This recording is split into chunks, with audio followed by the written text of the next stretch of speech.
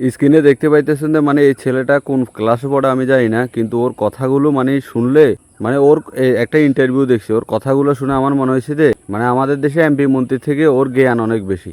মানে online class নিয়ে এক সাংবাদিক মানে সাক্ষাৎকার নিছে ওর, মানে ছেলেটা মানে সাংবাদিককে বলেন যে আমরা একটা ক্লাসে মানে ক্লাস করি 60 জন, 60 জন মানে স্টুডেন্টের জন্য ক্লাসরুমে ফ্যান থাকে 5টা।